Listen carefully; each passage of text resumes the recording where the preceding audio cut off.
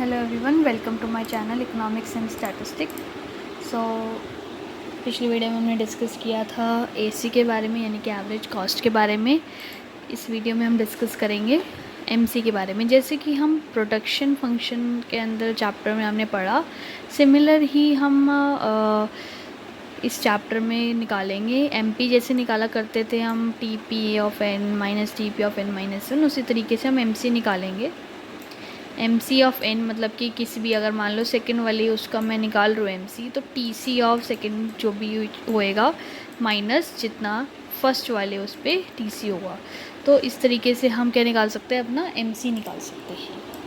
तो ये तो एक तरीका है। और ये कब लग सकता है तरीका, जब हमारे जो यूनिट्स या हम कह सकते हैं क्वांटिटी जो चेंज हो रही है। फॉर एग्जांपल यहाँ पर एक छोटा सा टेबल बना लेते हैं, ठीक है। जैसे क्वांटिटी 1 2 3 ऐसे चेंज हो रही है, तो हम ये वाला फॉर्मूला लगा सकते हैं। जैसे टी सी मान लो 4 था, फिर 5 हुआ एंड सो ऑन, तो माइनस करके हमारा पहले वाले का तो कुछ नहीं होगा, सेकंड वाले का हमारा 1 आ जाएगा। तब दोनों को माइनस करेंगे।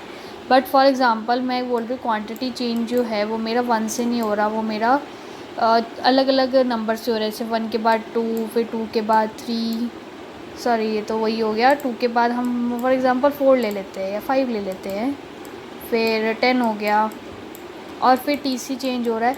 तो इस कंडीशन में हम ये प्रोपोर्शनेट वाला मेथड लगाते हैं, क्योंकि जो आउटपुट है वो भी किसी और लाइक नंबर से चेंज हो रहा है। वो 1 से चेंज नहीं हो रहा, वो उससे किसी ज़्यादा नंबर से चेंज हो रहा है, ठीक है। तो हम डिवाइड करके फिर निकालते हैं कि एमसी क्या रहा होगा। उसमें तो हम सिर्फ चेंज इन टीसी ले रहे हैं, पर इसमें हम चेंज इन क्वांटिटी से भी डिवाइड करेंगे।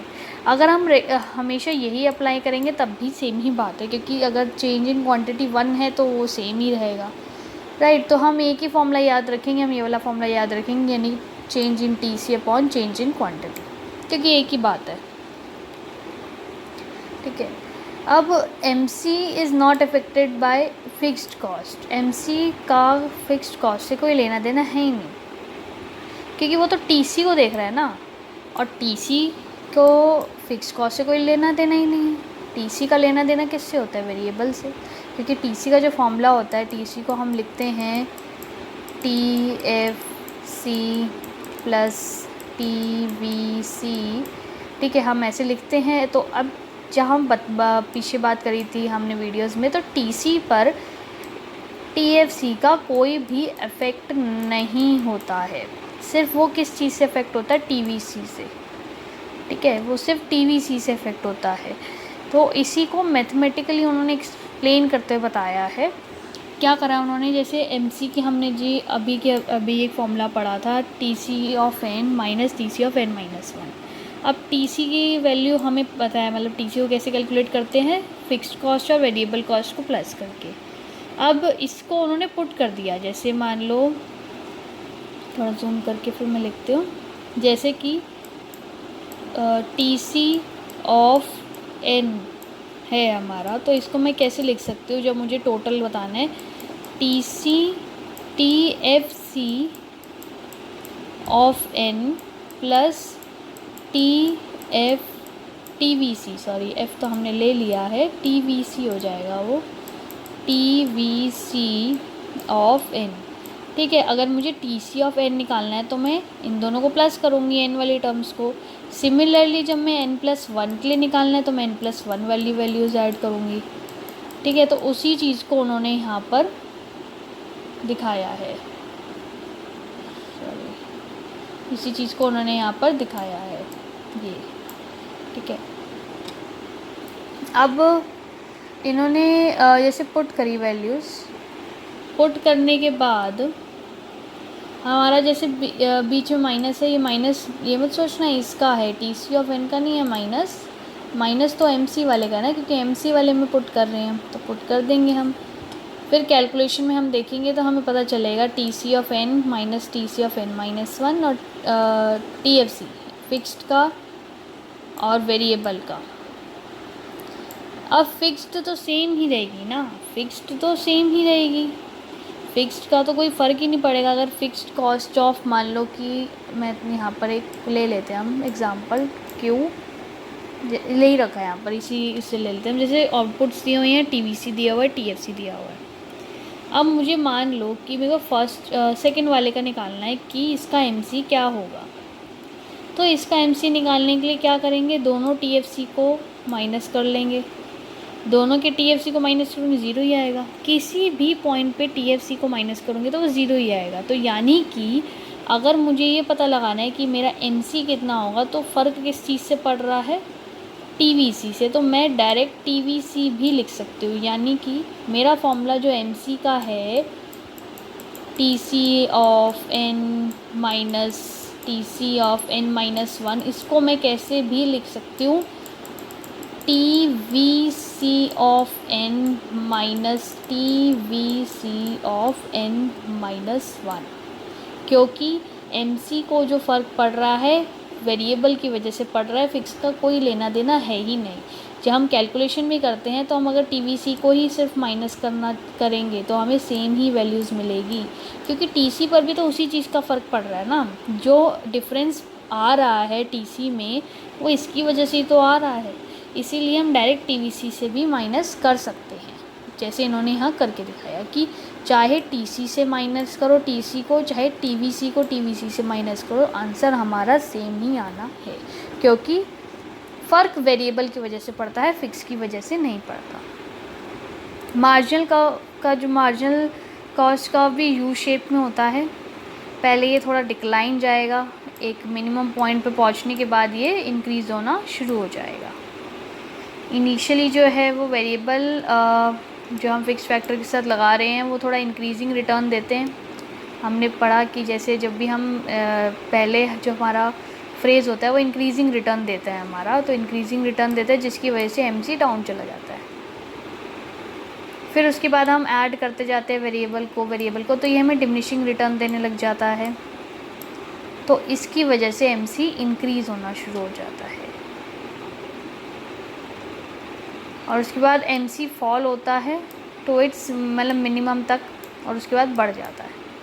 मतलब कि MC जैसे यहाँ से यहाँ तक जा रहा है क्योंकि इंक्रीज़ हो रहा है हमारा रिटर्न, इंक्रीजिंग रेट से बढ़ रहा है रिटर्न। फिर एक मिनिमम पॉइंट पे पहुँचने के बाद वो डिमिनिशिंग रिटर्न देने लग जाएगा, तो MC इंक्रीज़ होने लग जाएगा। ठीक है, तो ये था हमारा MC का कंसेप्ट। अब हम बात करेंगे रिलेशन कि शॉर्ट रन कॉस्ट कर्व्स में जो हमने AC MC ये सब पढ़े, इन सब में रिलेशन क्या है। हमने AC पढ़ा, MC पढ़ा, AVC पढ़ा, MC पढ़ा, बहुत सारे, हम इन्हीं सब के रिलेशन को डिस्कस करेंगे। सबसे पहले AC और MC का रिलेशन जो बहुत इम्पॉर्टेंट है, पूछा जाता है एग्ज़ाम्स में कि AC और MC के बीच में रिलेशन क्या है। तो जो हम नॉर्मली बना रहे हैं तो हमने आउटपुट ले लिया, TC ले लिया, फिर हमने AC निकाला डिवाइड करके और MC निकाला माइनस करके। तो हम पहले फ्रेज़ में देख सकते हैं कि AC क्या है, कम हो रहा है, MC क्या है, ये भी कम हो रहा है। ठीक है, अब एक पॉइंट पे आके दोनों सेम हो चुके हैं, इक्वल हो चुके हैं, फिर बढ़ना शुरू हो गए हैं। ठीक है, फिर क्या है, बढ़ना शुरू हो गया, और इसमें बड़ा जो है वो MC ज़्यादा है एज़ कम्पेयर टू AC। ठीक है, MC ज़्यादा है एज़ कम्पेयर टू AC, तो वो हम देख सकते हैं इसमें। और जो फर्स्ट फ्रेज है उसमें वो डिक्लाइन तो कर ही रहे हैं, पर डिक्लाइन होने के साथ साथ क्या हो रहा है, AC उस टाइम पे बड़ा है MC से। AC क्या है, बड़ा MC, क्योंकि हमने पढ़ा था इनिशियल फ्रेज में MC डिक्लाइन होएगा। ठीक है, तो इसीलिए फर्स्ट फ्रेज है जब MC छोटा है AC बड़ा है, यानी कि ऐसे साइन लगा सकती हूँ मैं। सेकंड फ्रेज में दोनों इक्वल आ गए, और थर्ड फ्रेज में MC बड़ा है और AC छोटा है। ठीक है, तो ये तीन फ्रेजेस हमारे आते हैं MC और AC के रिलेशन में। AC कुछ इस तरीके से बनेगा, फिर हमारा MC इस तरीके से बनेगा और AC हमारा ऊपर की तरफ बनेगा यू शेप में।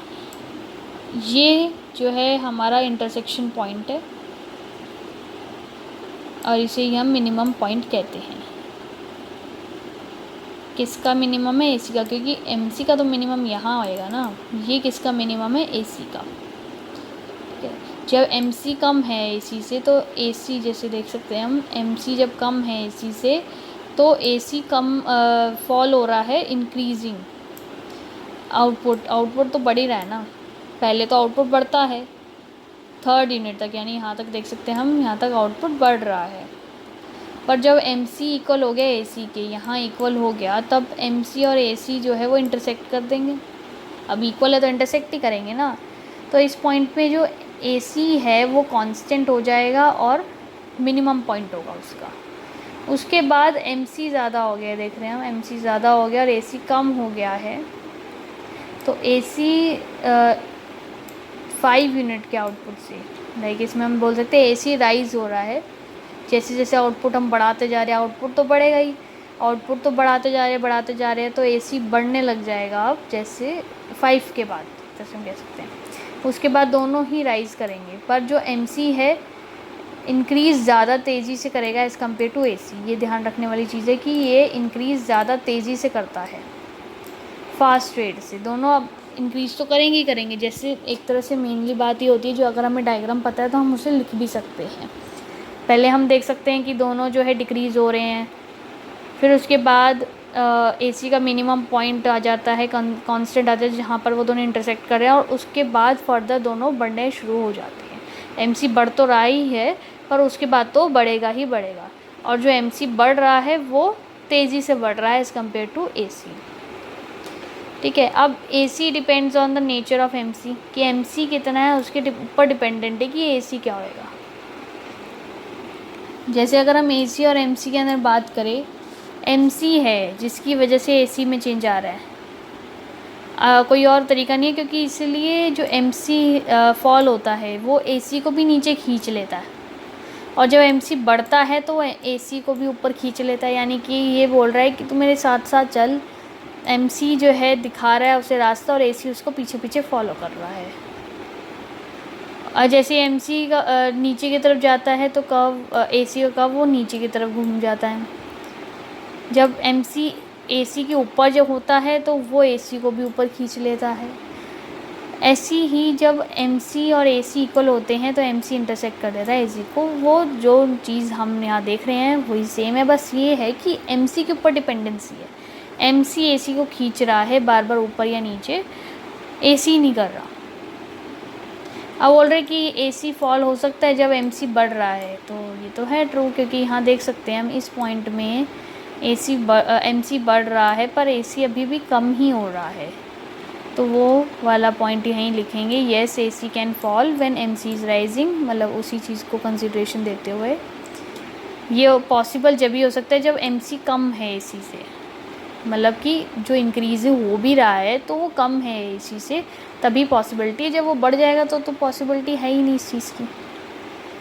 ठीक है, फिर नेक्स्ट क्वेश्चन पूछते हैं, can AC rise when MC is falling. ऐसा तो नहीं हो सकता, क्योंकि हम डायग्राम में देखें MC फॉल इतने ही एरिया में हो रहा है, और इस एरिया के अंदर AC बढ़ सकता ही नहीं है। ठीक है, तो क्योंकि हमें पता है MC अगर गिरेगा तो AC भी गिरेगा, उल्टा रिलेशन नहीं होता इनके बीच में। ये कुछ रिलेशन बताए हैं MC और AC के बीच में क्लैरिटी के लिए, कि जैसे पहले केस लिया है जिसमें match play, total runs, average run और मार्जिनल रन लिया है। अब इस पॉइंट पे MC जो है वो छोटा है AC से, तो AC क्या है, फॉल ही करेगा। मतलब एक तरह से सिचुएशन हम कह सकते हैं ये वाली है, फर्स्ट फ्रेज़ वाली सिचुएशन है। फिर नेक्स्ट केस में दोनों इक्वल है तो कांस्टेंट हो जाएगा। सेकंड फ्रेज़, थर्ड फ्रेज़ में बड़ा है, तो वो क्या, MC बड़ा है AC से, तो AC बढ़ना शुरू हो जाएगा। तो ये चीज़ एक तरह से वो क्लैरिटी के लिए उन्होंने एक एग्जांपल लिया हुआ है, बात वो एक ही कर रहे हैं। ठीक है, तो आज की वीडियो में हम यहीं तक डिस्कस करेंगे। वीडियो अच्छी लगी हो तो प्लीज़ लाइक करें, सब्सक्राइब करें, शेयर करें अपने फ्रेंड्स के साथ, और अपने डाउट्स को कमेंट डाउन करें। Thank you everyone.